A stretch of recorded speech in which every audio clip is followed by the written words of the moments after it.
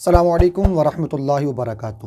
میرے پیارے اسلامی بھائیو، آج کے ہم اس ویڈیو میں آپ کو زنا کرنے کی نحوست بتائیں گے کہ زنا کرنے کی کتنی بڑی نحوست ہے، اور زنا کرنے والا جب زنا کرتا ہے، میرے مصطفیٰ صلی اللہ علیہ وسلم ارشاد فرماتے ہیں کہ جب زنا کرنے والا زنا کرتا ہے تو اس وقت میں وہ مومن نہیں رہتا، یعنی مومن کی صفات اس کے اندر موجود نہیں رہتی، بلکہ وہ مومن کی صفات سے محروم ہو جاتا ہے۔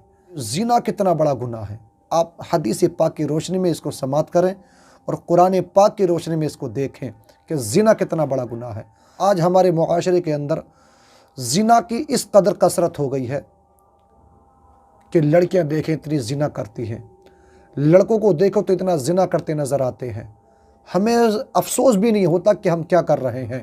میرے پیارے اسلامی بھائیوں، زمین اور آسمان جب کوئی شخص زنا کرتا ہے تو زمین اور آسمان اللہ تبارک و تعالیٰ کی بارگاہ میں یہ عرض کرتے ہیں، مولا تو ہمیں اتنی طاقت دے، اتنی قوت دے کہ میں پھٹ کر کے اس کو اپنے اندر سنبھالوں اور ادھر کی پسلیاں ادھر کر دوں اور ادھر کی پسلیاں ادھر کر دوں۔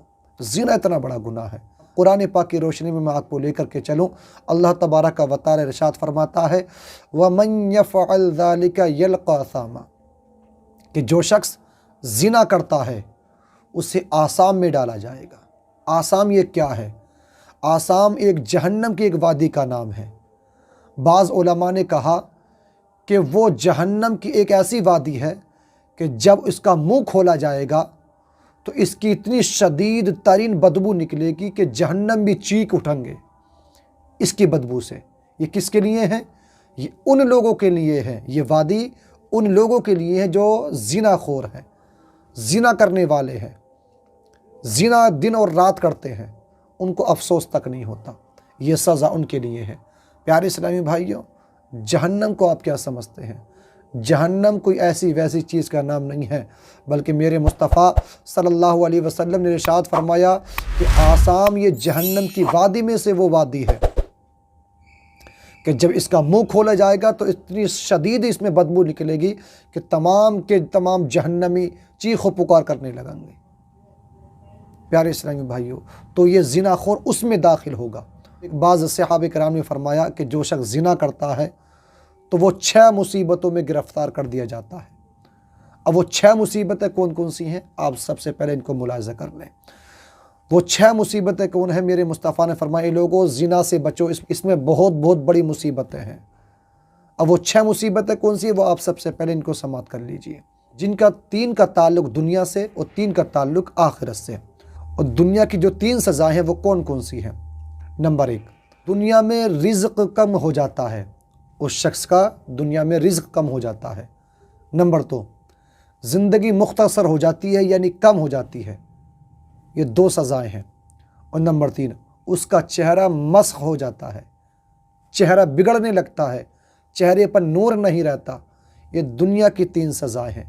نمبر 1 رزق کم ہونا، نمبر 2 زندگی مختصر ہونا یعنی کم ہونا، اور نمبر 3 چہرہ مسخ ہونا۔ اور آخرت کی 3 سزائیں کیا ہیں؟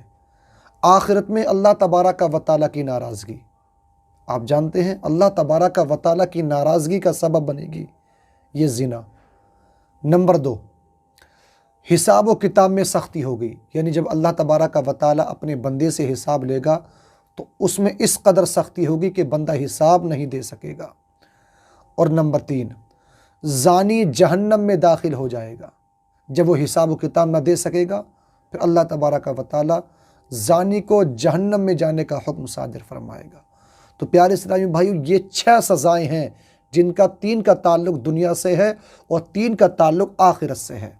آپ سوچیں کہ جب ہم زنا کر رہے ہیں وہ مومن نہیں ہوتا، یعنی مومن کی صفات اس کے اندر نہیں ہوتی، بلکہ مومن کی صفات سے وہ محروم کر دیا جاتا ہے۔